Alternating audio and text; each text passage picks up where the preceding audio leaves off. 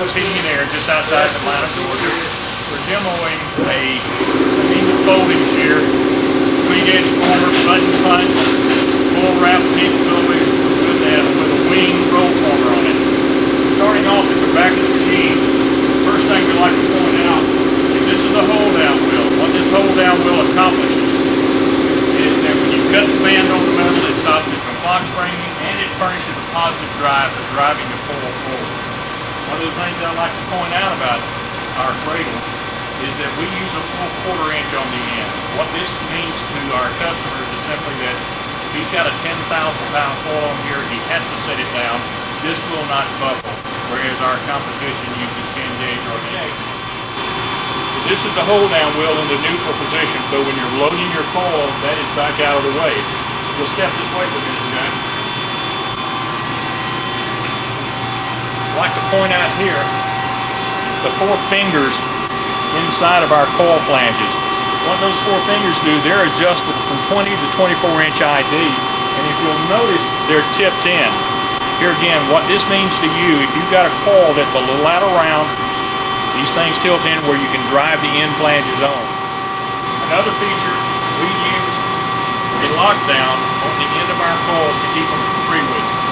Here again, this is just a little convenience for our cutting. We're going to actuate this wheel here to show you how it moves back and forth. Here again, loading coils after you get them in the cradle is a one-man operation. It's as simple as that. This is a CDA or coil drive assembly, as we call it. This is capable of driving a 15,000-pound coil, which our cradles are rated at. Here again, this is a feature that our competition offers. They offer, I think, a maximum of 12,000 pounds. If you will come right this way, we'll show you how this thing operates.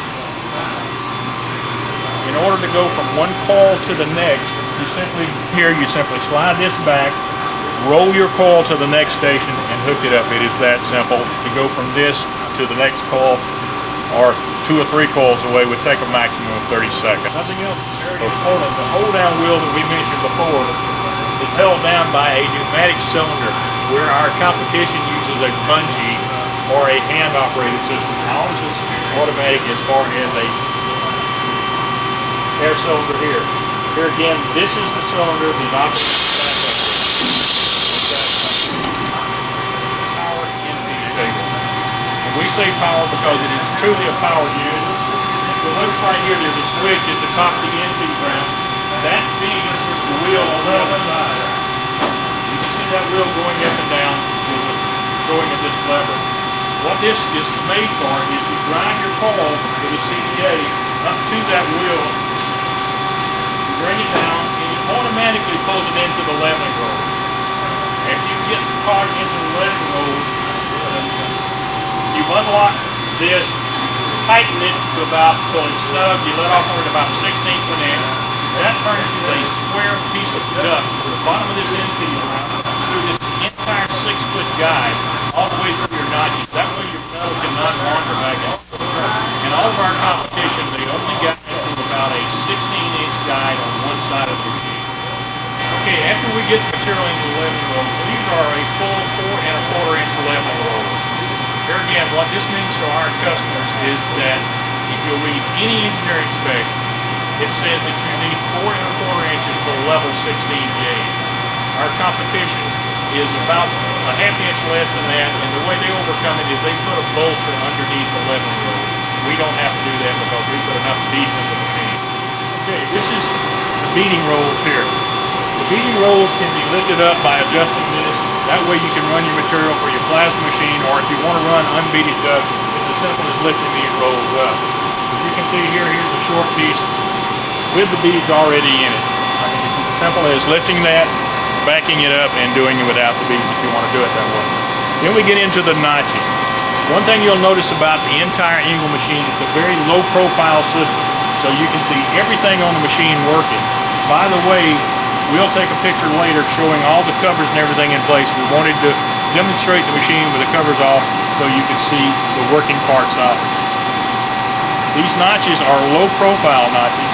Here again, where you can see across the machine, if you'll notice, there's no hydraulic hoses and all that feeding into them like you see in a lot of competitive situations. This is our cleat edge former. the clean edge forming, when you run your material in, run it up to a point, you adjust the heads for the material. This thing will run 4 or 5 foot material, or if you go into a 6 foot machine, it'll run 4, 5, or 6 foot material. Here again, it's as simple as unlocking the rolls. This is the one for the other side, this is the one for this side.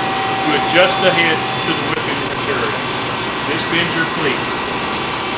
Going up, the next feature for the angle machine, and you will not be able to see this when we run the machine, but this is our button punch. The cleats are turned and the button punch is the exact spot, and it's all controlled through our computers. We do not use electric eyes that can become dirty or greasy and cause malfunctions. We do it all through the machine. This is both the brake and the shear. It is an up-acting shear, and the brake is an up-acting brake. These pieces here are for when you do full wrap duct. The duct comes around, it rests on this, and it is pushed off without yawning the duct or causing undue stress to the seams. So notice the very clean operation. All the wiring is out of the way.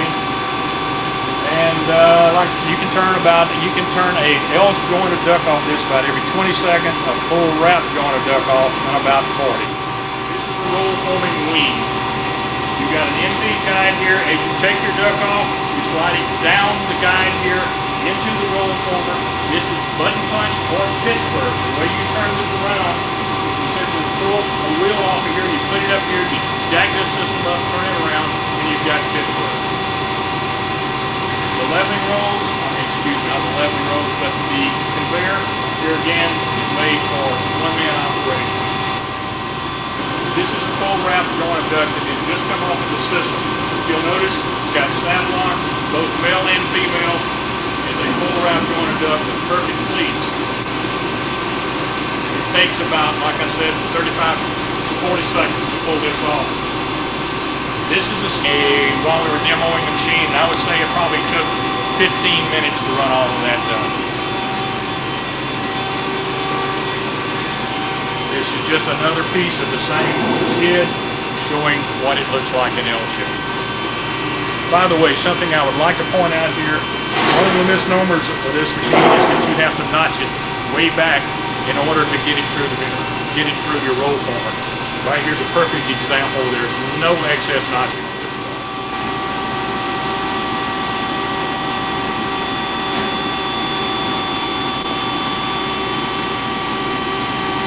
And when you're ready. Here again, we're at Pose Heating and Air just outside of Atlanta, and we think this is an ideal situation for this type machine, in as much as you can see it's a very crowded space in a smaller shop.